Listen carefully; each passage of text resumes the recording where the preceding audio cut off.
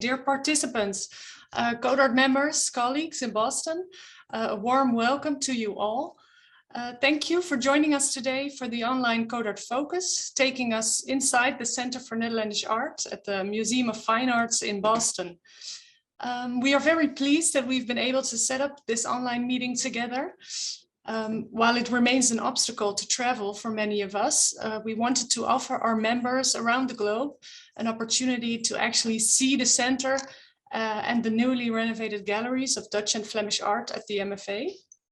And we also wanted to create a space where we can discuss the approach our colleagues at the CNA and the MFA have chosen and what this means or can mean for curators of Dutch and Flemish art in museums around the world. I want to thank all our colleagues at the CNA and the MFA for making this possible. In particular, I want to thank Christopher Atkins, the Van Otterlo Weatherby Director of the Center for Netherlandish Art, and Marije Speck, Program Manager at the CNA, for working with us on this joint effort.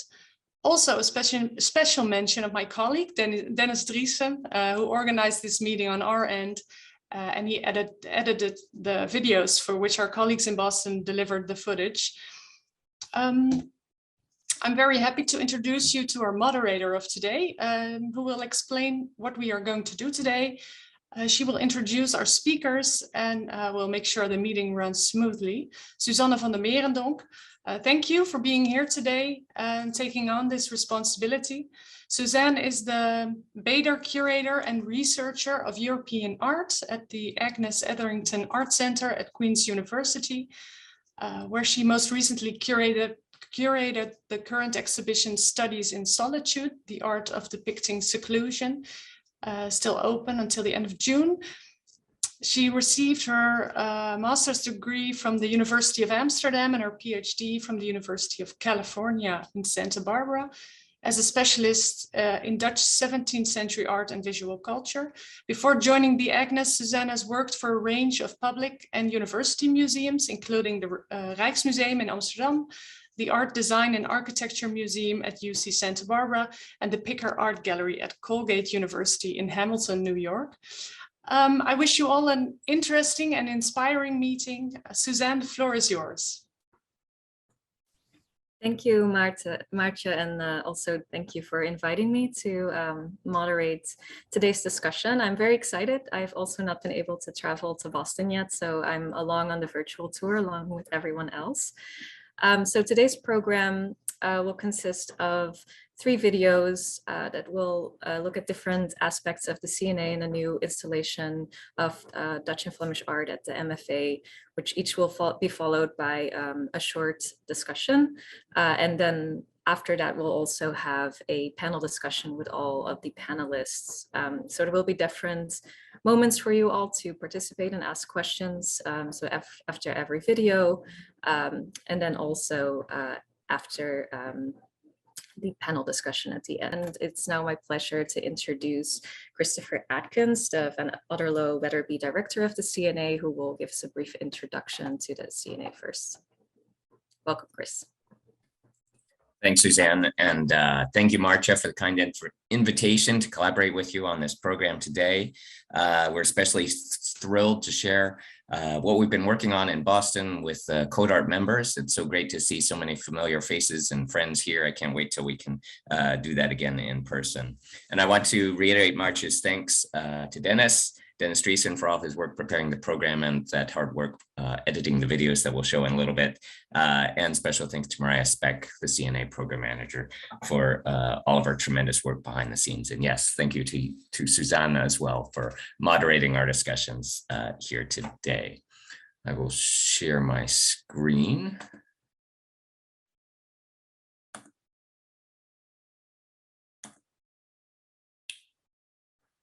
Thumbs up. Everybody see? Great.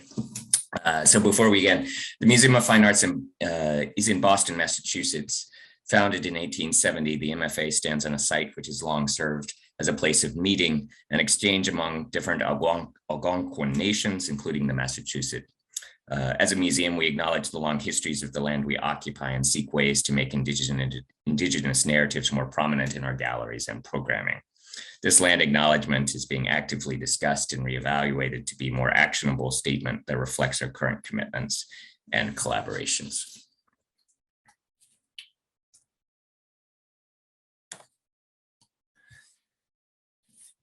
Before we get into the actual spaces, I think it's important to remember that there's a long history of Netherlandish art in Boston. There's long been the study of Netherlandish art in museums, especially at the MFA, through a legacy of curators, including John Walsh, Peter Sutton, Cliff Ackley, and Ronnie Baer, and across the river at Harvard University with great experts such as Jakob Rosenberg and Seymour Slive.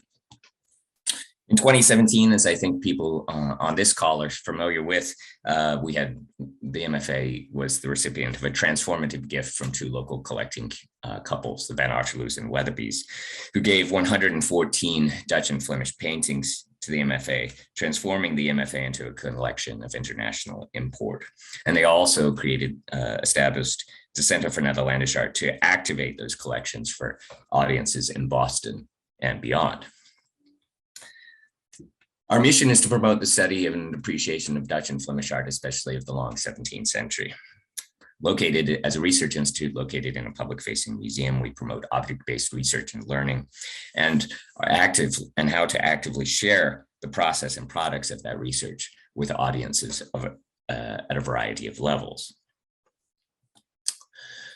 We launched officially in November 2021, and before that we focused on three priority areas: constructing the CNA library and forum, a complete reinstallation of the galleries devoted to Netherlandish art, and building a robust set of programs and partnerships that announce our goals and the CNA's trajectory.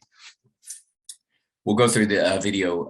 We've mentioned the videos a couple of times, so we'll go through this in greater detail, but want to show an overview of the CNA library and forum here, and the different zones we'll talk about when we go into the galleries. But what I want to focus on here first is this elevator lobby, that there's a direct connection between the elevator, between the CNA library and forum on the ground floor and the galleries for Dutch and Flemish art on the second floor. And we'll walk through these spaces in greater detail, so no need to squint too heavily, but to get an overview of the areas we're talking about. So we have a reinstalled suite of 7 galleries devoted to Dutch and Flemish art of the 17th century at the MFA in Boston. This includes, I don't know whether people can see my arrow, the hemicycle includes a series of the 5 senses by the Flemish artist Michelino Gautier.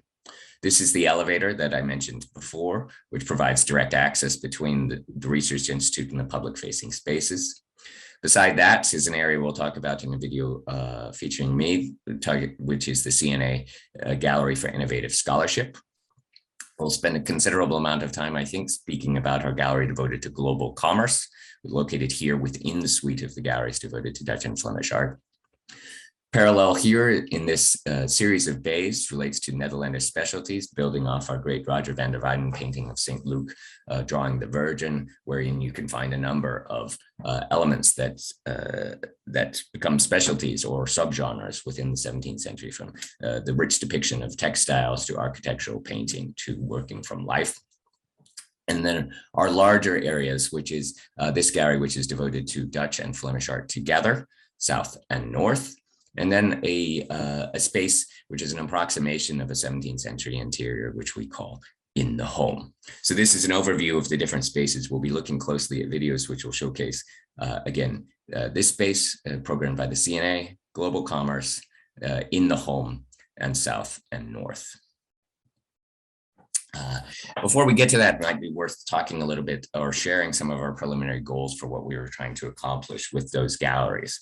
And should point out, as my colleagues will be joining us in the conversation, this was a curatorial team. I was part of a team that included Frederick Ilchman, Antine Knapp, Courtney Harris, Ben Weiss, who you will have the opportunity to talk with here, as well as members of our interpretation and exhibition design team at the MFA. So I really want to stress our process as a collaborative one, bringing together curators from European paintings, decorative arts, and works on paper.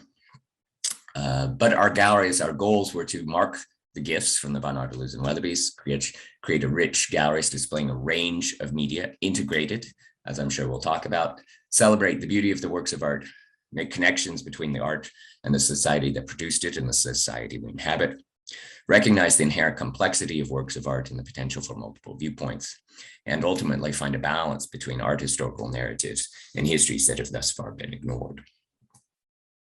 In terms of our partnerships and programs, and this is another aspect, the CNA focus going forward primarily on programs and activities, that what we're trying to do is create a learning community and establish the CNA as the home for that community. By preparing and supporting future generations, create and nurture new audiences, and most importantly, what I want to stress here is to work collaboratively with a broad range of partners locally, nationally, and internationally to realize our vision. We'll talk about this as we go forward, but I'm thrilled to share that at launch, we have established programmatic partnerships with a range of institutions on both sides of the Atlantic that present our aims for the CNA to be engaged, collaborative, and interdisciplinary, as well as fully enmeshed within the rich ecosystem of museum, university, and research institutes. I look forward to talking about these various programs more with everyone today. And of course, please do keep in mind that we're just getting started. We look forward to developing future programming and partnerships with others in Boston and beyond, and in the years to come. And please consider this an open invitation to discuss possibilities going forward. All right, so I think we are going to watch the first video in which Chris will introduce us to some of the main spaces of the CNA.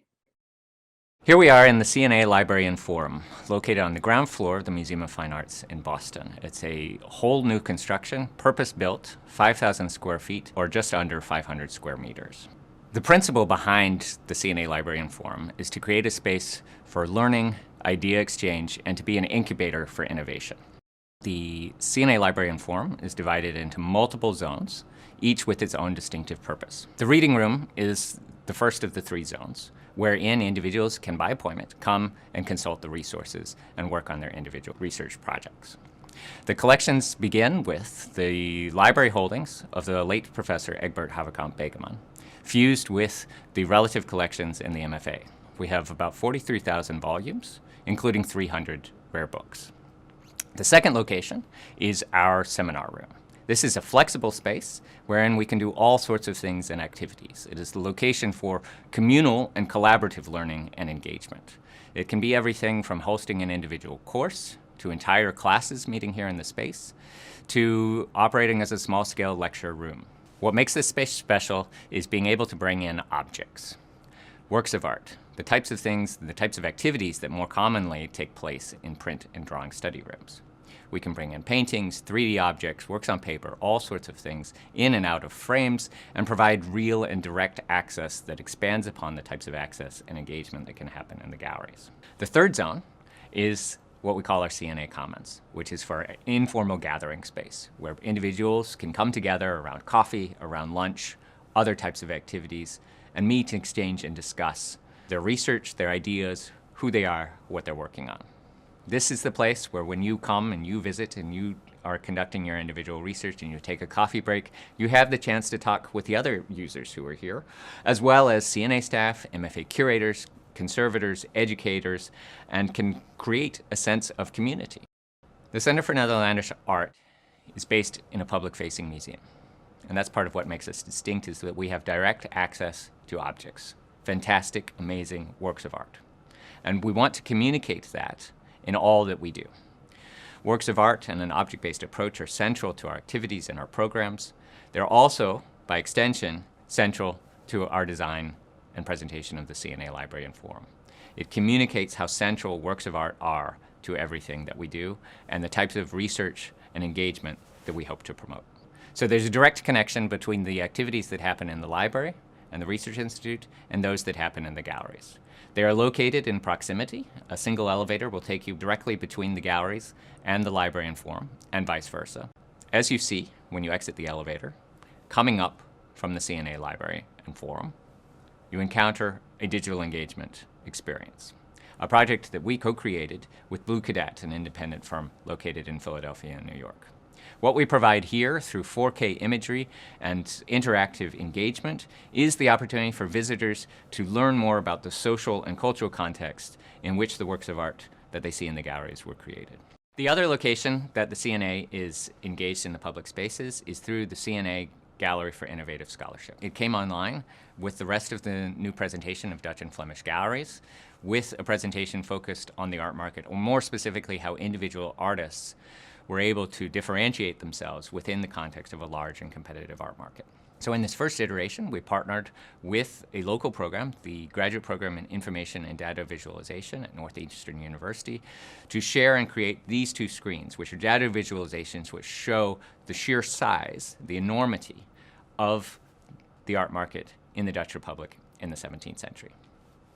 Two professors and two graduate students from Northeastern worked with colleagues at the RKD who shared the rich data in their digital assets, from which they could then draw and create these visualizations. The goal of this collaboration is to explore new ways of sharing information. Within a museum setting, are there ways and techniques beyond object labels wherein we can share rich and complex information? And this is really gets at what the CNA is trying to do. Work with partners, perhaps unexpected ones, to collaboratively create new approaches to these great works of art in our care. The other thing that makes this gallery special is that we will rotate this on an annual basis. Each year, the CNA will work in collaboration with our academic partners, fellows, students, and others to create mini exhibitions. The next one will be focused on the works of Michelina Woutier. We're doing that in collaboration with Professor Jeffrey Muller at Brown University and his graduate class that meets every week in the CNA seminar room. I'm really excited about this because it does a couple of things. One is that it provides real, tangible curatorial training for students. Instead of a thought exercise of creating an exhibition in their mind, they actually get to create something at the Museum of Fine Arts in collaboration with our staff and experts. The other thing that it does is that it enables us to provide a platform to share academic research. Because that's where I think we begin to get really interesting. To fulfill our mission to propel the study and the appreciation of Dutch and Flemish art, I think we get at that second part by sharing the rich dynamic research and the creative ideas that are coming out by researchers and share that openly and actively with audiences in Boston and beyond. That was such a wonderful introduction, and it immediately makes me want to go to Boston and then look into this library and work there. So I'll let everyone gather their thoughts. If you have questions, like I said, feel free to raise your hand or post in the chat. In the meantime, I can also kick us off with a question. And Chris, I really enjoyed how you talked about the CNA as being this kind of porous institution being located, in a public-facing museum. So I was wondering if you could talk a bit about the different groups that you think will access these resources in the study room, and what sort of role the CNA can play in training the next generation of curators. Yeah, absolutely. And we're thinking, and that's a great question, and the way that you phrase it, Suzanne, is what kinds of groups, plural, and that's very much central to what we're looking at. So I think, I hope we are a resource for professional colleagues, which of course CODART members are a central part, academic art historians. We are located in a public-facing museum, but I think one of the things we can offer to the ecosystem is a nexus where curators and professors can meet and work collaboratively. A lot of our work thus far has focused on graduate students, both in the United States and abroad, but over time we'll be peeling back the onion, so to speak, and going to younger audiences. And we've been having some interesting discussions with our MFA colleagues, for example, in our teens program. And that's one of the advantages I should stress about the Center for Netherlandish Art, as well as you'll hear from my colleagues here, is that we're fully enmeshed within the MFA and so have access to a tremendous amount of not only the audiences in Boston, but the staff experts in our education department and others. So really looking forward to working with a range of audiences and thinking about how we can do that. In terms of training, we have a couple of programs in development, and one of which I introduced here, which is the CNA Gallery for Innovative Scholarship. Working with Brown, and our second iteration is we're working with Yale University and Professor Marissa Bass on a second iteration, which is slightly different in that we will also be sharing the collection She and a group of 4 student curators are working on an exhibition from MFA objects that we will then send to the Yale University Art Gallery as a small exhibition on thinking small, and then that will travel back to the MFA into our innovative scholarship gallery. So we're working and we're thinking. That's a pilot program.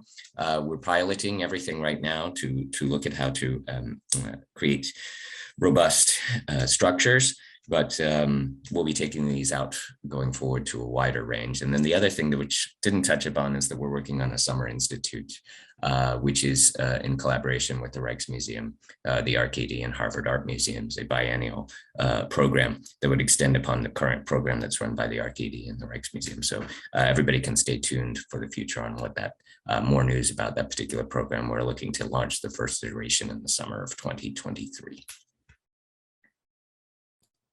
Oh, that sounds like a lot of exciting developments and collaborations. We're busy. Yeah, it sounds like that. We should talk, you know. Absolutely. I don't see any other questions. Maybe I can also ask about, I saw in the video that there are many works on display in the study room. Is that something that's also kind of on a semi-permanent basis and changing maybe with different types of programming that's happening? Absolutely. So what you see now is and showing the video, we will have works of art on display in the CNA library and forum on an ongoing basis. The exact installation will rotate over time, and particularly in the seminar room is set up for a celebratory year. So it's a bit more of an aesthetic hang than what we can, but going forward with future classes, we'll be able to bring things in different ways. But it's important for us to have works of art in the space because it communicates that idea of the centrality of the objects into activities. And that takes place not only in the galleries, and it's not just about us being located within the museum, but that when you're in the reading room, when you're in the seminar room, when you're having coffee and interacting informally with colleagues, works of art of high quality are always there. And so that is really a visual and physical manifestation of our goals. Yeah, that's great.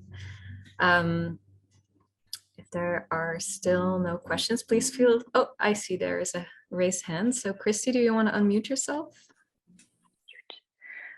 Right, there I am. I'm sorry, I'm having a bit of a cold, so I sound a bit strange. But Chris, thank you for your talk. I very much like the idea of the CNA being a sort of nexus between art historical research and the museum. But do you also consider getting other scientific fields of interest engaged? For instance, I find that people who have, say, geological speciality, they can tell us a lot of interesting things about landscape art, or people who know a lot about the weather, or people, medical trained people can also bring interesting views on art. So I was thinking, are you going to work with that too? Yeah, great question, Christy, and good to see you here. Yeah, we're open interdisciplinary, and we've done some things. One, our call for fellows, our residency fellowship program was open to individuals beyond art historians of all sorts. Our data visualization project as a program I know you participated in. We did our virtual programs show a little bit. We did a virtual program on climate resiliency where Alex Libby, CODART member, we paired her with Jas Bonkman, who's a professor of hydraulic engineering, to look at how Dutch landscape painting can perhaps be a vehicle for exploring the issues of climate resiliency. And indeed, we are working on a program related to medical industries. One of our programmatic partners is the Netherlands Innovation Network, which is a branch of the Dutch government located in Boston, focused primarily on the arts and sciences. And we have a rich local resources in the arts and sciences. Boston is one of the hubs of the life science industry, not only in the United States and the world. So we're working on a similar program where we put in conversation art historians. Stay tuned for Ben Weiss, who's on our call here, talking with a epidemiologist at Harvard. Lovely. On things. So we're of a like mind, Christy. Absolutely. Yeah, thanks. Well, look forward to everything. To different expertise. And that's ultimately, part of what we're trying to do here is open up the collections, open up the dialogue? How can we learn together? Because that's where we go forward. And that's where I think things can just take another level of interest, as you were describing the benefits that we can get, but maybe they can also benefit from hearing from our art experts and positions there. Great. Look Stay forward tuned. to it. Yeah, I will. So I think we might have time for one small question if anyone else has one at this point. And if not, then, I see. Ginny, would you like to unmute yourself? Yes, hi, sorry, I'm not going to keep my video off because I'm kind of double meeting here, double zooming here. I just had a question for Chris. I really was impressed by the, the statistics on the screens that you were showing and the aligning artworks in time bit. And just very quickly looking at it, paintings looked like the predominant, and then there were also prints, and then there was an other category. And I'm just wondering kind of what falls into that other category. Yeah, thanks, Jenny. Everything else. And so keep in mind that this is, so it's data visualization working with big data. This was the data categories that were, they were too small to note: sculpture, textiles, and so forth. Of course, that data does not necessarily represent the entirety of artistic production as we know it in the period, but instead it reflects the data that is organized and currently cataloged at the RKD. So in one of the things that we try and share in the label, those screens also have labels, is that big data analysis is an ongoing process and is only as accurate and as interesting as the data that presents. So there's far more works of art that could be shared in different things. Also, when you come and see it in Boston, you'll see that paintings vastly outnumber drawings, for example. And of course, we know that that is not the realities of the historical situation, but rather it is a result of the data set with which our colleagues at Northeastern were working with. Great, thank you so much. Right, well, thanks, Chris, for that introduction and for the first video context. And so I think now we're going to move on to the second video, in which we will look at the very large gallery we saw on the map in more detail. And we'll hear from Antin Knaap, who's the Assistant Curator of European Art at the MFA, as well as Courtney Harris, the Assistant Curator of Decorative Arts and Sculpture. We're standing here in Gallery 242, which is the largest space in the Evans wing of the Museum of Fine Arts. And what we did is that we really brought together the best of the Dutch and Flemish collection and the largest painting, since this is such a large room. But we purposely wanted to combine Dutch and Flemish paintings that had traditionally been separated. So you'll notice on one wall we have a strong collection of Rubens paintings and Van Dyck paintings. The opposite side is for Dutch artists, including our Caravaggio collection and works by Frans Hals. And on the shorter walls we have portraits by Rembrandt of Aaltje Uilenburg, and then the Ellisons, which are really the anchor of our early Rembrandt collection. But interestingly, we flanked them with paintings by Frans Hals and Jordaens, so that you really have an opportunity to see the dialogue between the North and the South, between Flanders and the Netherlands. In the center of the room is a VOC ship model from 1717, and it used to be displayed in our American galleries, in the ship model gallery. And for the reinstallation, we wanted to bring it here in the paintings gallery. And what that does for us is that it sets up the historical stage of where the wealth in the Netherlands came from, because we know that the spices that were transported on this ship really created unimaginable wealth that's in a way reflected in the paintings surrounding the ship model. We also wanted to tell the story not just of the ship model as an object, but what actually went on ships like this. So we talk about the journey, the makeup of the crew, mortality rates, and in general the harsh conditions on ships. So there's one painting in this room that very directly addresses the subject of global trade and by extension the VOC ship model. And the one I have in mind is Albert Cuyp's Orpheus charming the animals. So Orpheus is making music and pacifies the wild animals.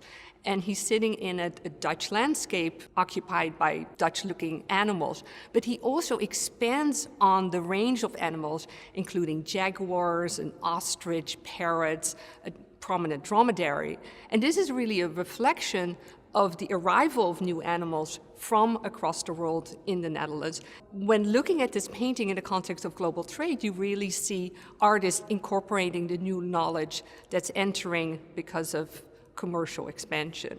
Another point that we're making with this painting is to think of Orpheus and what he meant in the context of Dutch history. And it's really just like Orpheus is dominating nature, so too is the Dutch Republic seeing itself as a dominant force in the wider world. One of the highlights for me in this gallery is a painting by Rubens of Muley Ahmad of 1609. It depicts a North African sovereign, and what you see is that Rubens was very close to this portrait. He kept it in his studio, and he lifted the figure and put it into a larger composition of the Adoration of the Magi, so it stands model for the Black King. And I discussed this in a video with Professor Nasser Rabat of MIT, what was the impulse behind this? And he links it to the age of empirical learning, where scientists and artists start to go out into the world, observe the world, describe the world, and represent the wider world for greater accuracy. One of our goals with this reinstallation, which covers 7 galleries, is to offer visitors lots of different experiences of Dutch and Flemish art.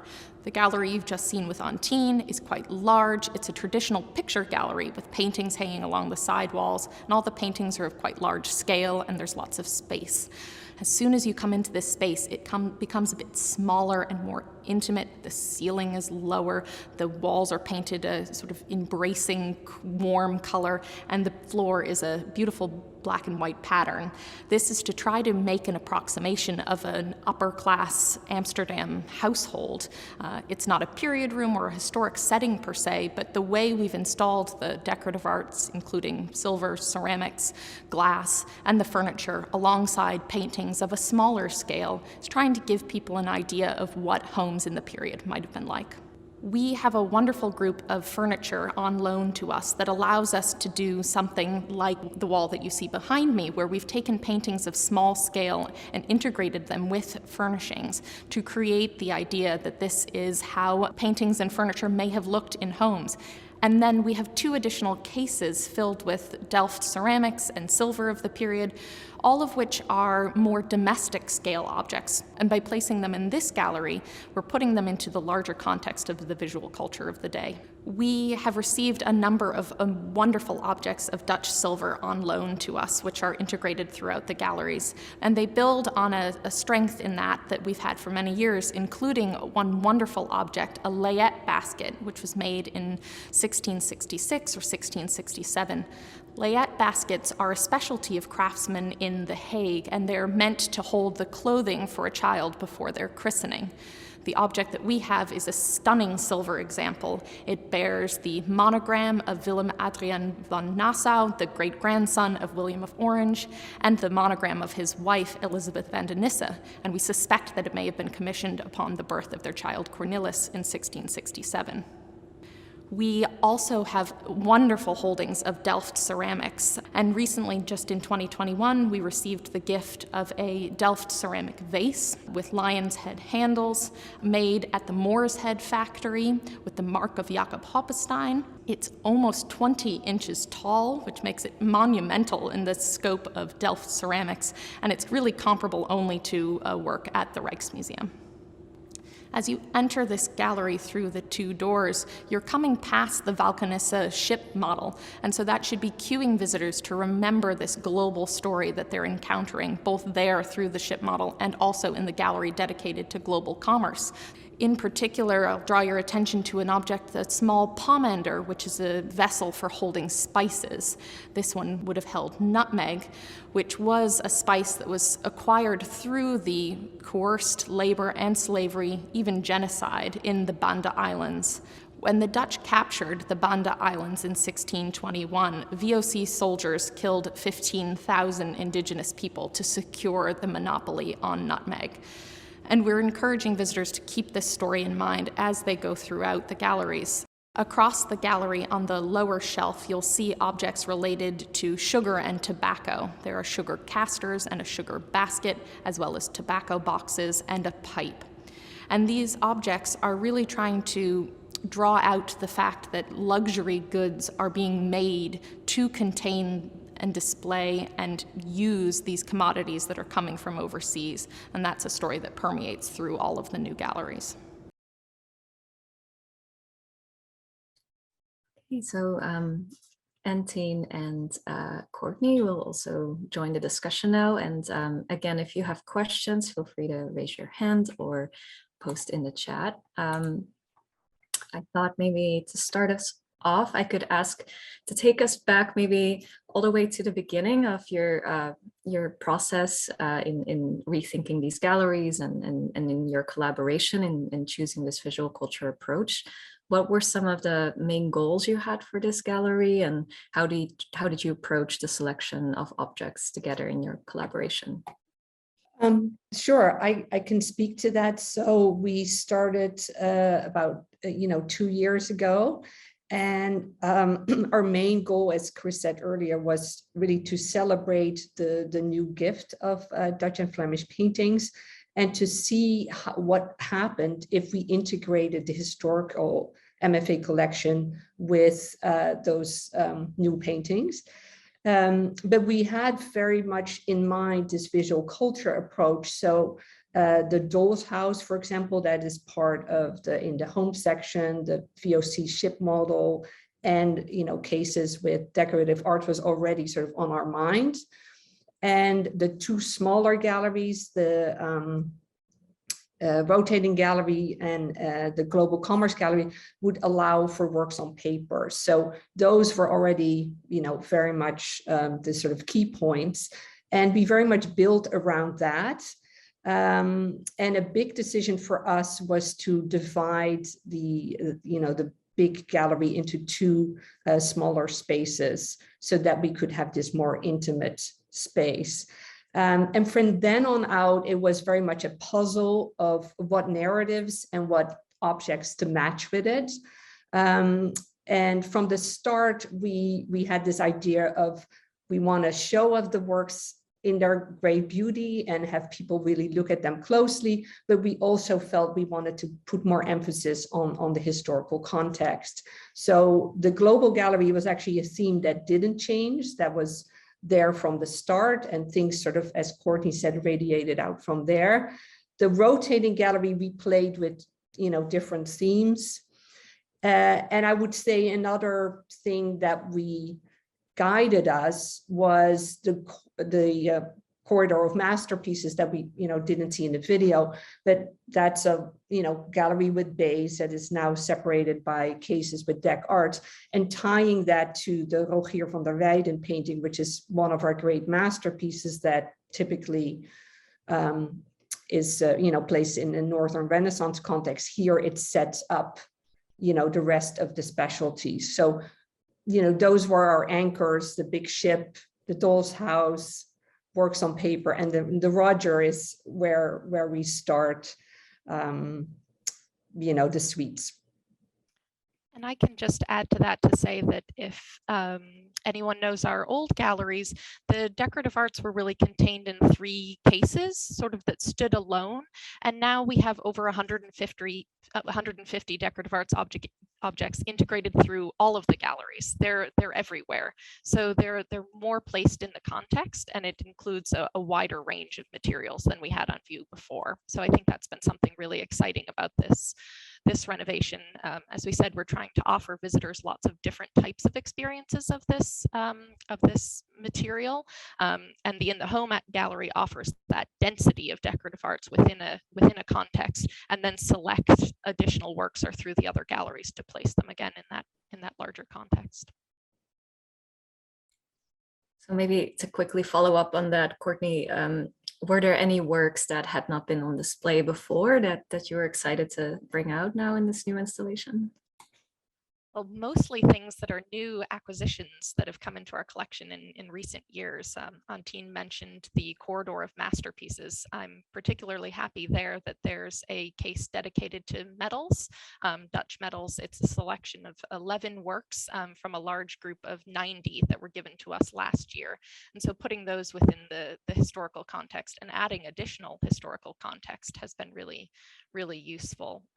And I'll also mention that we have a few pieces of Dutch Judaica, or objects made for Jewish ritual use, that are also in that corridor of masterpieces, and they're adjacent to a bay of paintings of church interiors. And so we're really using additional objects, decorative arts objects, to broaden out the narratives and tell stories that might not have been part of this picture before. I really love that. That's great. I can't wait to see it. Are there any other questions? Please feel free to raise your hands, post in the chat. Okay, so maybe not yet at this time, but we're actually going to see more of the galleries that Antine just mentioned. So we're going to now look at a video in which we'll be introduced to the Global Commerce Gallery. So we're standing here in the Global Commerce Gallery. What can you tell us about the arrangement and the idea behind this space? Well, from the very beginning of the process of thinking about these galleries, when it was just a group of people sitting around a table, we wanted to have a space that got at the question of the Dutch and the Flemish in the world, and the ways that the world came back to Flanders and the United Provinces in the 17th century. The exchange of ideas, the exchange of commodities, the travel of people and things back and forth. Ultimately, we thought that the key thing to do would be to build it around the idea that all of the objects in this space, even though they have implications around the world, were made in places like Amsterdam and Antwerp and Haarlem.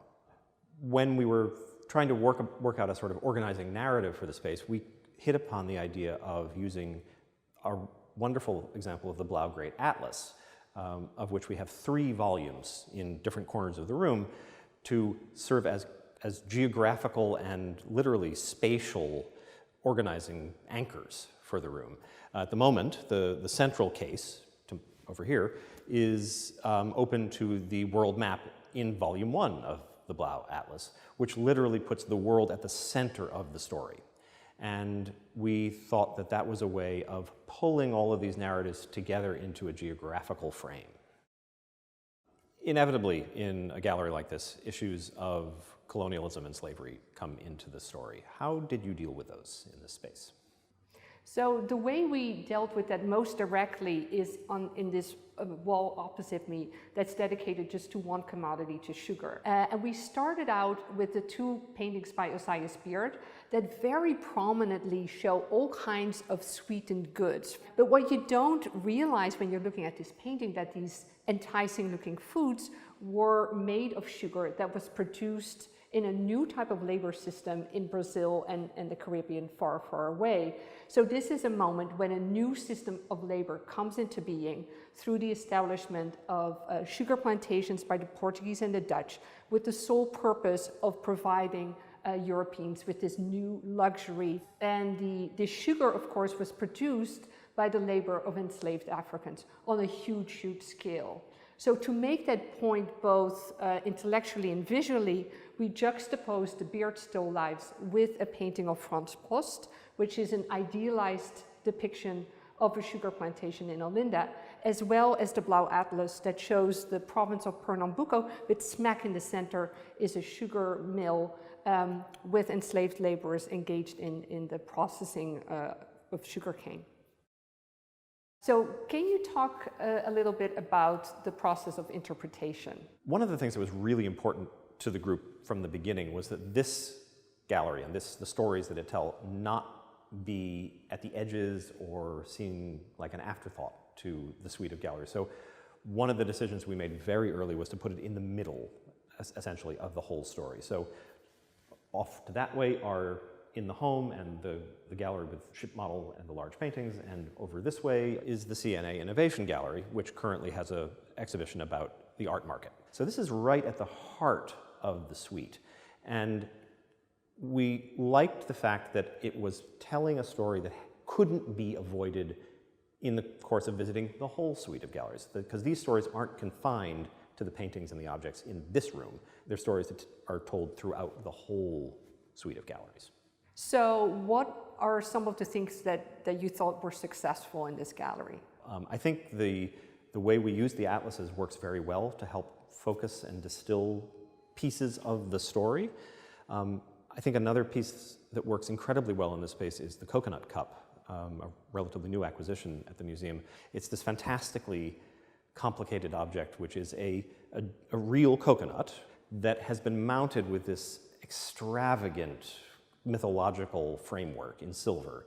It's really the ultimate global object because it literally comes from far away. Both the coconut and the silver have to be imported after all, and is wreathed in this mythological frame, which is about travel and distance and the past, and the ways that things from very far away from Amsterdam are woven together into something which is only to be made in Amsterdam. Antine, tell me about the advisory group and how it was constituted and how it worked with the curatorial team. Yeah, so with a complicated history of the Dutch Republic in the world, and especially issues of colonialism and slavery, we felt that we wanted to test our ideas and get feedback from outside experts. So we gathered a group of 5 people, both historians and art historians, to talk with us about our approach, but also to do a read of our labels. So we had about 4 meetings over the course of a couple weeks, and we asked them questions about terminology, content, accuracy, and overall tone. And things they encouraged us to do was to be more direct and bold about, you know, the history of slavery, but also not to lose sight of the artwork itself. And so we went back with those comments and rewrote our labels, and we feel that because of that, we have a fuller and more nuanced description of the paintings. So the whole process of discussing our approach and our labels with outside advisors was a really fruitful and enjoyable one, and it's certainly something that we'd like to repeat in the future as we're rethinking these galleries for the future.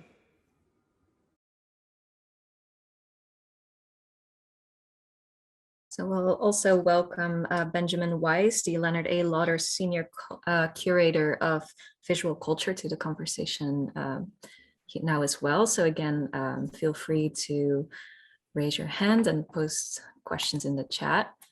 I thought first to ask you about the process of working with the advisory committee, and if you could speak a little bit about what the timeline was like. So when did you invite them into the conversation, and what sort of aspects of the project did you ask advice on, and what maybe not?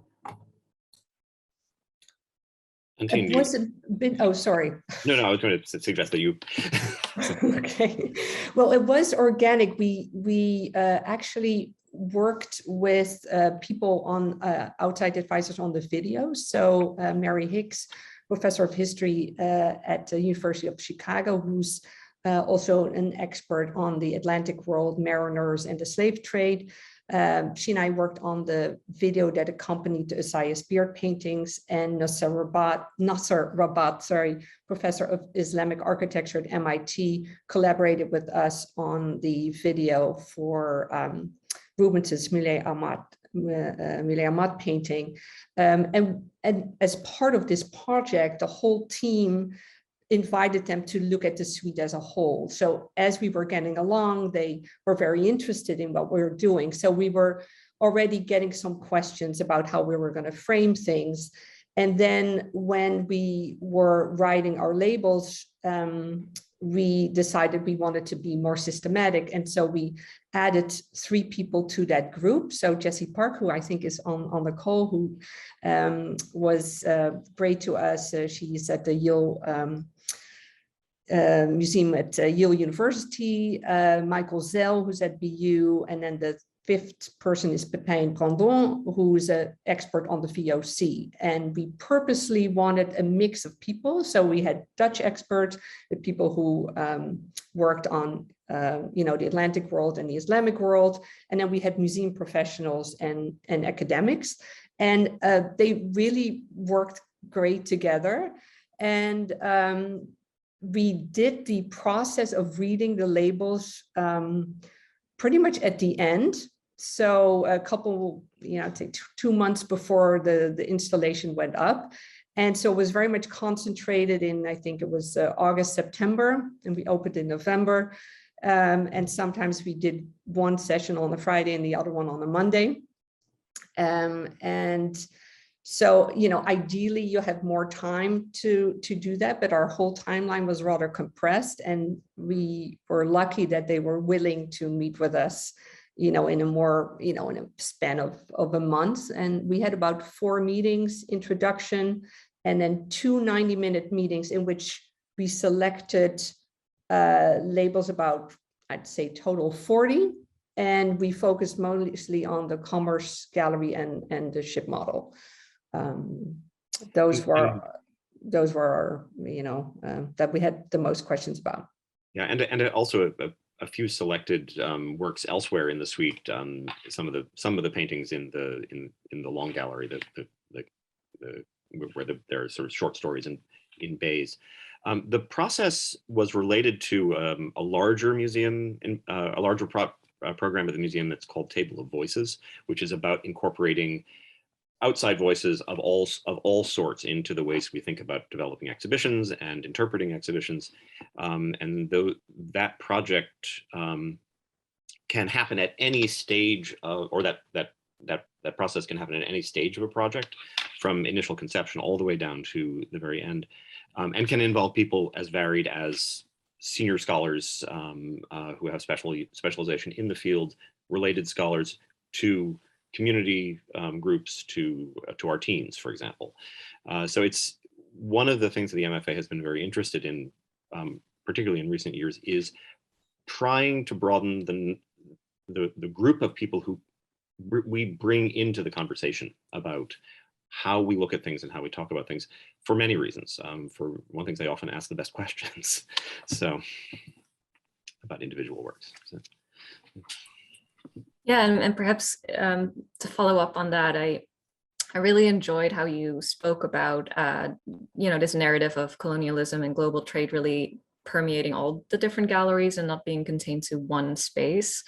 And I was just wondering, in regards to the story of colonialism, how you would see that also relate to the local indigenous community and sort of the museum as being on native land. Is there any collaboration or proposed collaboration with indigenous communities on these topics as well?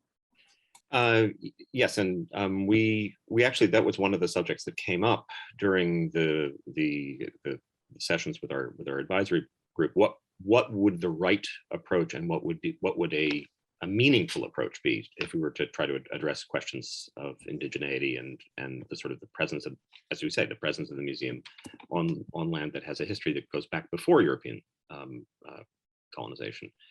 But we also came to the conclusion that it was a larger institutional question, and it's something that the institution as a whole, frankly, does not have a very long or rich history of collaboration with the indigenous community or Native American groups, First Nations groups. And I think it's important for it to be an institutional priority. I think that's that's uniformly felt around the museum. So, for example, we talked about a land acknowledgement in the galleries, and in consultation with our curator of Native American art, we actually decided that this was not the right place to have the land acknowledgement because it wasn't central enough to the whole suite of galleries or to the institution as a whole. So anything we do in this context has to be part of the larger community. And the way that I just might add to the process of advisory. The thing I forgot to mention is that what was really important to us is that at the same time that we were developing the galleries, the CNA did a project with Harvard University on slavery that I think a lot of people watched. And that was very helpful to us because it was the very questions that we were dealing with. And some of the speakers who participated in that program also worked with us. So we are, so fortunate to have the CNA as this, think tank. Chris also did a program on our Willard's painting that was in Leiden that showed the pilgrims leaving for America from Delfshaven. So those things were really, happily aligned. And I actually, Antine makes an excellent point, which is also important to keep in mind as we sort of work out these questions.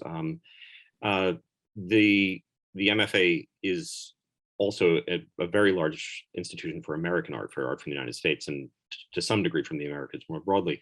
This is a question, the question of the relationship to Native American and First Nations groups is also something that plays out very, very dramatically in the Arts of the Americas galleries, and those galleries are undergoing a quite substantial rethink at the moment, which will provide lessons and approaches which we can also think about in the context of the European galleries as we go forward. So there's been a much more substantial engagement, I would say, and even in the last 2 or 3 years than the museum has had over the last 150 years. So. Thank you both for elaborating on that. I see we have some questions. So first I want to ask Michiel Franke, would you like to unmute yourself? Hello, thank you for this very wonderful presentations. I'm wondering, you focus very much in these Dutch and Flemish galleries on the origin of all the works of art and all the objects. Is there also the story told of how all these objects came to Boston? Because that's also global trade, why they were collected in the United States and specifically in Boston. Antine, do you want to tell the story of the gallery we don't discuss in the videos? Yeah, there is, the galleries were closed for renovation, and opposite the, in the Evans wing, we have sort of two wings, and the Impressionist galleries is one that many of you know. The Long Gallery was empty because we toured part of our 19th century collection. So for that purpose, we brought together works, landscapes, still lives, many recent acquisitions from Boston collectors. So it's called, what is it? The Boston Story, Dutch and Flemish Art Collection. So that gave us an opportunity to focus in on recent collectors, the Weatherby's van Otterloos, George and Maida Abrams, and Marty and Kate Feldstein. And we have one painting by Van den Eekhout. That was the first object that came into the collection in the late 19th century. And we, was it Schumer, Charles? Charles Sumner. Sumner. 1874 gift. Yes. Not the first painting in the collection, but the first European, one of the first European paintings. The first Dutch painting, yeah. But Charles Sumner was a very significant early collector in Boston. Well, no, I should correct that. He wasn't a significant early collector. He was a significant 19th century political figure, a senator from Massachusetts who was famously beaten on the floor of the Senate by a Southern senator for his anti-slavery views. He also collected paintings, prints, drawings, and some decorative arts, which came to the museum in the middle of the 1870s. So one painting from that collection is on view. So. But for example, the story which I've heard, I don't know exactly, that Dutch art was collected in the United States in the late early 19th century, early 20th century, had to do with the Dutch Republic being ordinary people who had these kind of paintings. That kind of stories, I think, might also be very interesting to tell with all your objects. That's a great point. Yeah. Why it's not, as you're saying, it's not a coincidence that some of the great collections outside of the Netherlands and Belgium are here in the US. So that's worth drawing more attention to. I think one of the things that gets back to what Chris was talking about is that we have the opportunity in the Innovation Gallery, but also in the fact that these galleries will change, to tell different stories over time. And the story of the early collecting of Dutch and Flemish painting, particularly in this case, Dutch painting, in the United States, actually can work its way into those stories. It cuts in both directions. I mean, many of the early collectors in New York, for example, who were collecting late Rembrandts and Van Dyck, were maybe less interested in the common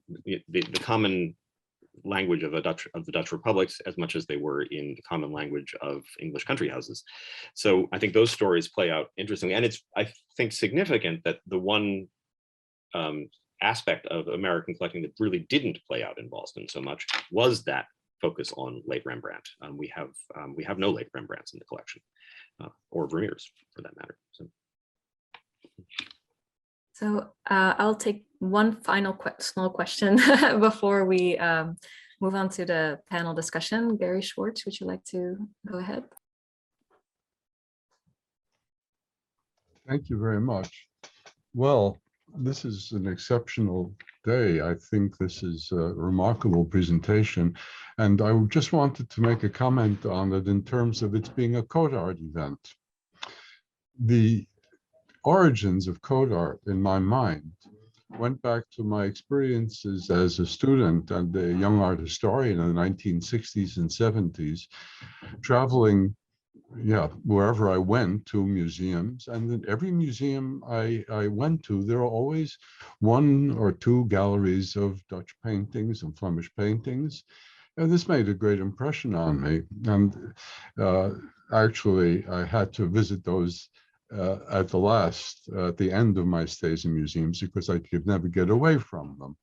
But in all of the museums that did have collections, important collections, no one ever presented them in the way that you are doing now.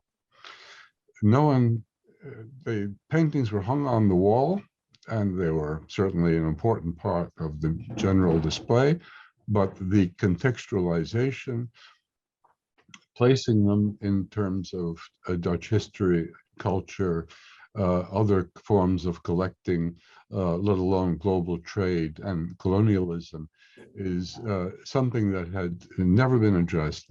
And in a way, it's something, as Ben Allpoint and some of you others said, that is only current in the last few years, but it could have been done if people had simply been paying attention to more things than just those objects on the wall.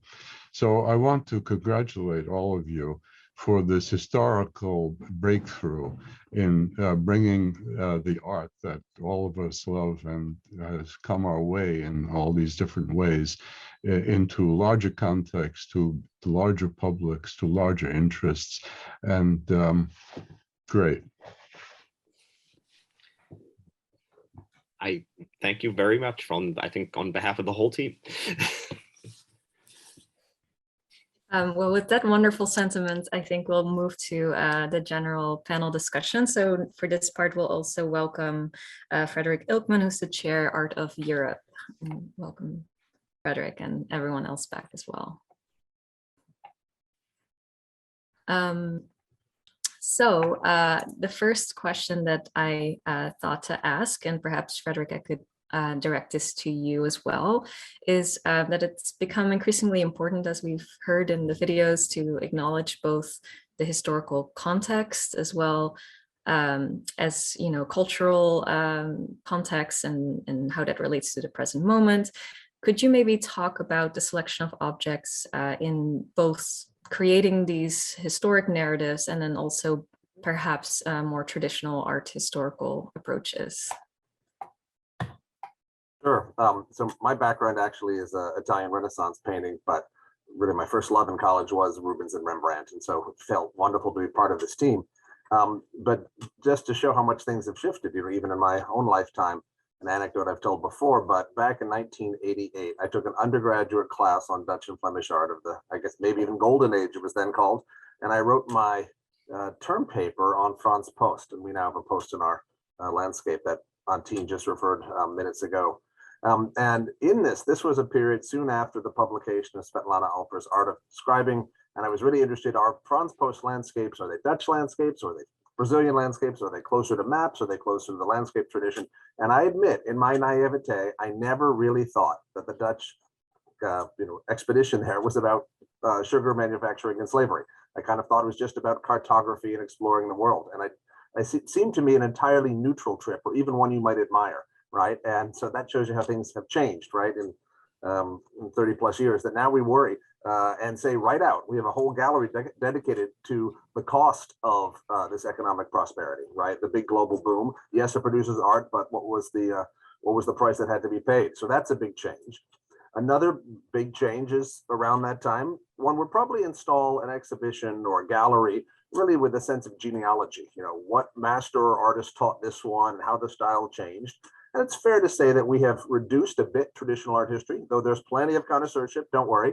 We've been very accurate. We try to be about dates and intervention by assistance or new research, but we've added, I think, a lot more economic history, social history, religious history, and as I saw a minute ago, someone made the comment, very good one, about bringing other kinds of expertise, scientific or botany, medicine, etc. So we're doing lots of that.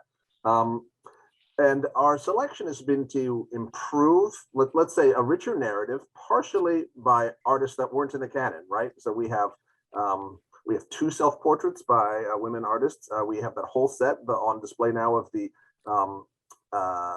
5 Senses by Michelina Vautier, an artist totally unknown to me 10 years ago. And on top of that, we show a beautiful still life by Rachel Rouse, not as an example of a rare painting by a woman, but actually as the culmination of 150 years of great still life painting, right? She gets credit not for being a woman, but for being a great painter, which she is. So those are all kind of points in our head. One is, of course, also where we are. We're the Museum of Fine Arts. We're an art museum. We're not a library. We're not a history museum, a science museum. And so again and again, we were thinking about things like artistic quality and condition, right? I mean, Ben says he's right. In terms of paintings, we only have early Rembrandts. That doesn't mean you should put 3 in storage so you can, put something else. You play to your strengths, right? And that's what we have in great numbers. So an expanded canon, artists that wouldn't have been represented categories. The Judaica purchases were only in the last 2 years, and that was thanks to Ike and Rosemary Van Otterlo. That was a new thing, but we said that was a priority, and we have a curator here at the MFA of Judaica who could spot works coming up in an auction in Paris that not a lot of people were likely to bid on because it's in the middle of COVID, and she knew these had perfect provenances and were marked, and so a lot of teamwork went into this. And that one advantage, in fact, maybe of COVID is we had an extra sort of year to think all about this. And one final point, we mentioned the advisor group earlier. One of the members, Professor Michael Zell at Boston University, who uses our galleries for his own teaching frequently and produced lots of master's students and PhDs, he kept reminding us, yes, there's important points to make about economic history and important points to make about social history, but don't miss out on the beauty of the art. These paintings, the still lifes, the landscapes, and inspiring and draw you in, and that was the point, or a point in the 17th century. That should be a point in our time as well. Thank you for elaborating on that. And I have another question that I want to direct to Antine, which is, could you speak a little bit about the new research that went into the installation? Yeah, so we always start with the works of art themselves. And so we had a number of, in addition to the new gifts, we also had over the course of the past 2 years, 15 new acquisitions.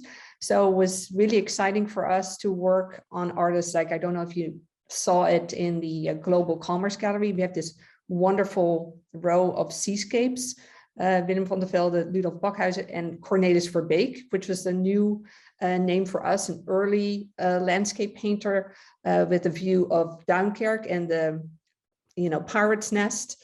And we worked with the RKD, with Laurens Schumacher on verifying the identification of that view.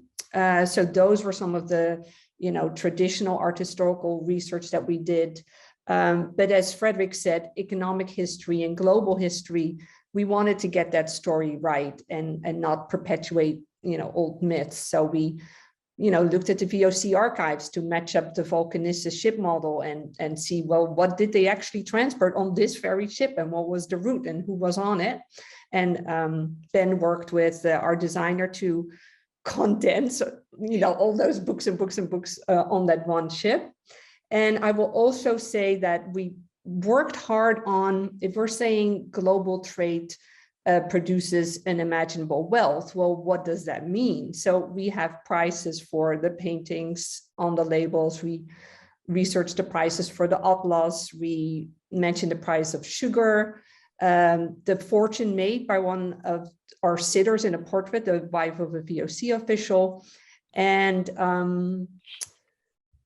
what other prices, tulips. So a whole bunch of, really what did it mean to live in that period?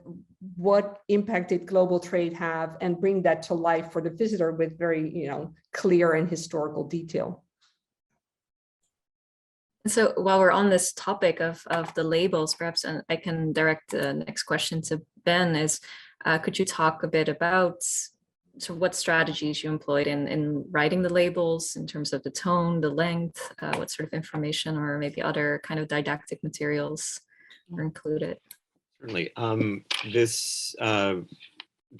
The MFA has a very long history of very careful consideration of how we talk to the public on labels and in gallery interpretation.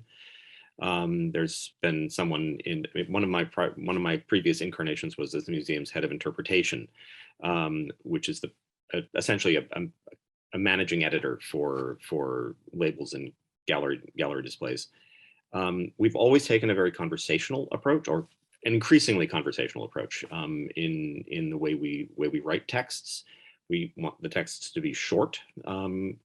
Generally, the rule for an object label is 75 words, and a text panel is 200 words. Those numbers, of course, are with the expectation that a curator will come back with 110 words that you then edit down to about 85 or 90. But the goal has always been to frame what we say in the context of what the visitor brings to the gallery, as much as what the expert, the curator, the conservator brings to the gallery. And often they aren't that far apart. It's just a matter of changing the question, the framing question. So instead of organizing the way we talk about objects around what, we try as often as possible to organize it around the question of why. Why does this thing look like this? Not just does it look like this, and why are certain things included? And that, that's a principle that we've been using for many years, but it I think was critically important to the way we talked about the objects in this suite. This was, I was thinking about this morning, this was actually the first time we've had a whole section of the European collection sort of rebooted at once. We've worked on the ancient galleries, the Greek and Byzantine, Greek, Roman and Byzantine galleries, some of the Asian galleries, and certainly the Art of the Americas wing, which was 54 galleries all at once. All of our previous projects have been in Europe have been smaller. And so this was the first time to take a holistic approach to them. So we have standard wall labels, we have standard text, we have graphics along the lines of maps and diagrams. There's a little Gerrit Arndt's call out on the Vulcanista ship. But we also had the videos, which are something we've been using increasingly, and one smaller section which we didn't talk about before. We have a group of outside voices, a group of practitioners talking about works. So this is particularly true in the large gallery of large paintings. People approaching these works not from an art historical or a historical point of view, but from the point of view of a preacher or a family therapist and grief counselor. I think that that with the Margareta portrait, that's a particularly effective way of bringing a point of view that you don't normally find in the galleries. We have writers. At one point, we were talking about a zookeeper on the couch, but that didn't actually happen. I still think that would be a very interesting perspective to have.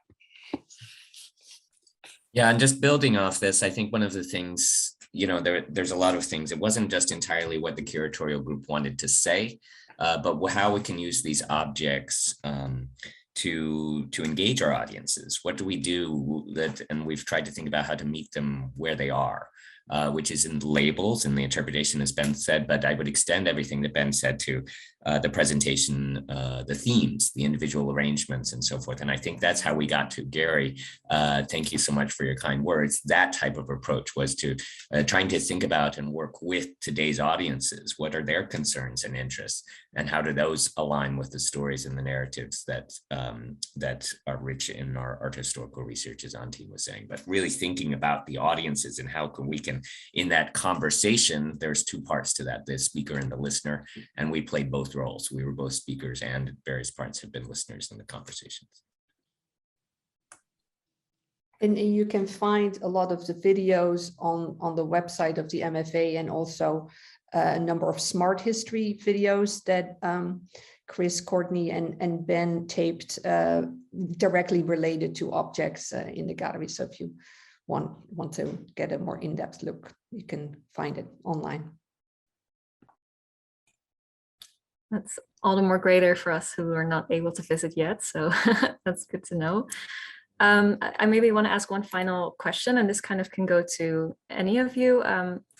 What would you like to say about the establishment of the CNA in regards to what it means for the future of Dutch and Flemish programming, as well as acquisitions at the MFA?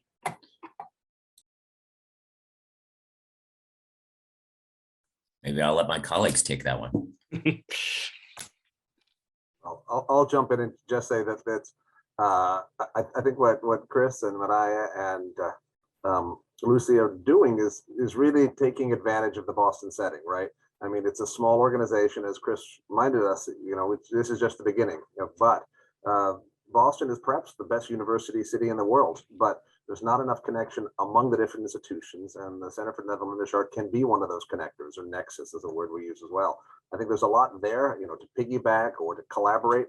It's not like we have to invent everything, or Chris has to invent everything, but there's a lot there, and making connections, whether it be in person with works of art, which is a huge priority, or on Zoom or other electronic means, that's a great thing. So I am super, super excited. I think, as a person who's a paintings curator and believe deeply in the object, I think it does not take anything away from the object. I think it indeed is going to make, in this age of Zoom, make the object even more important and more relevant. A way of the past is speaking to us if we can, ask the right questions. So I think we're all thrilled here, and we're very grateful that our founders of the CNA, who are, first and foremost great art collectors, that then they had the vision. Giving an art collection is something, but even better is to figure out ways to activate it. And the education and student and professor concentration in Boston that's replicated in other places, these kind of connections like today, is part of their generosity. So I think this is going to be, I think this is just the beginning. And I think if we have a similar thing, in 3 or 4 years, all participants will be astonished at how much has happened since. At the risk of talking too much, the question is very interesting from the point of view of the collection that I work with most closely, which is prints and drawings and illustrated books, because there's a long tradition at the MFA of curating and collecting and displaying, particularly Dutch works on paper. I mean, Cliff Ackley has a long legacy and a great one. What is interesting, though, from our point of view in the department, is that the presence of the new galleries, the presence of the CNA, and the new people who are coming through prompt us to think differently about the collection we have, and to focus more attention on parts of it that might not have been at the center of the attention of earlier generations, but also to think differently about how we might want to build that collection going forward. And it's been interesting to watch the first groups of classes come through from Yale and Brown, the things they are asking to see for their potential exhibitions are not necessarily the ones that would be the first boxes you go to if you're working in a more traditional way. And it's forcing us, and I mean, in the best possible way, forcing us to think differently about the collection, and also to think differently about where we might want to put our effort in building that collection. We have, for example, relatively weak holdings in works that are about historical subjects in the print and drawing collection, relatively weak in works that touch on scientific history or the history of technology. And so that is making us think differently about how we will add going forward. So I see Courtney is also. And I think just a follow-up to what Ben's saying about seeing the classes and what people are interested in. I think the galleries and the way they've been set up with this integrated display of media is also being reflected in the way people are approaching the collection. It's really signaling that the CNA is a center for the study of paintings and other media as well. And I think when you come to the galleries and see that, you will know that it is a real holistic approach to object-based study and focus that we're encouraging here. And I hope that will continue to play out as time goes on. And those are all just to build on that, and is epitomized by this very program and the installation too, is that it's a collaborative effort working across, and these are different departments who within the museum, not only the individuals with different specializations, but the collaborative approach within the museum, I think is we've really set a great working environment internally. We look forward to those people coming in and contributing to that in various forms. So I think that's part of the foundation that we're building as we move forward for the future.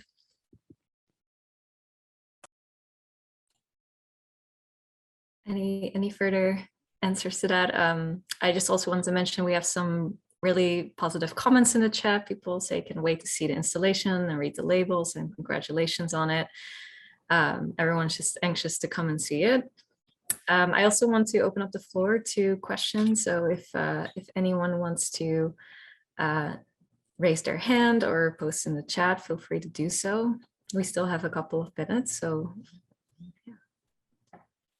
Well, let's see, we have here a question from Emily Peters. Congratulations to all. How have you had to think about staffing in the new center in terms of providing access to objects and for classes as well as the library? Yeah, great questions, and part of the last 2 years of my work. Yeah, so we are staffed. We are staffed at the CNA. We have our program manager Mariah, who we've mentioned several times, who works especially on our fellowship program at Summer Institute and our communications. Lucy Lee, who is our coordinator, who takes a lead role in working with the library. So we've been thinking about all of these things, but also absolutely, it is a really interesting enterprise to start a wholly new activity within an institution that just celebrated its 150th anniversary. So a lot of the work is indeed, as we're pushing the envelope and as we're taking on new activities within the scope of the MFA, we have had to think a lot about how we do this work and how this work of the CNA integrated within the museum, what are the structures and indeed the resources that are available. I've said a couple of times, but it's really important that we work with the other individuals within the institution. So for example, there's not a CNA registrar, there are MFA registrars. There's not a CNA conservator. We work with MFA conservators and our curatorial teams here. So it's a lot of the process of integration within a larger institution while pushing the institution to work in some new directions and add additional pieces to the program. So it's ongoing work in terms of those things. A lot of what I've been doing is everything's a pilot project. We see how it works, we see how it goes, and we build and we learn as we go forward. And learning is an important part of it. So thanks for those questions, Emily. I could just add that also, since we're of course a CODART audience, and just thrilled to see so many people tune in, that even though they're new galleries, they're not fixed. We have sharing collections as a mission of the CNA. So we really look forward to working with you in sharing the collection. That it's not just for a Boston audience. Our founders are very keen also to have the appreciation of Dutch art also grow in other parts of the country and the world. So we just want to remind you that the collection is to be shared, and we look forward to collaborating with you.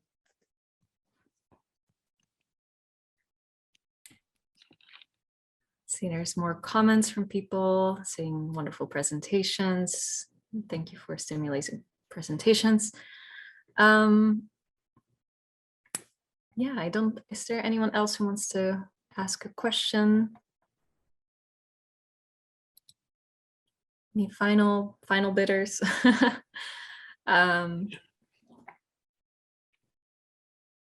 Okay, well, if no one else has any questions, then I think we're kind of coming to the end of the program. So many thanks to our panelists today for joining us and, you know, collaborating on these beautiful videos so we can get a sense of what both the CNA and the new installation at the MFA looks like. And thanks everyone for tuning in. This video, as I mentioned, is recorded. It can be available upon request, and the videos that we watch will also be published on the website. I also believe that everyone will receive a little survey following this program, and so please be on the lookout for that. And yeah, I think that was everything I was going to say. Please remind me, Marcia, if there's anything I forgot, but thanks everyone for tuning in, and can wait to visit Boston.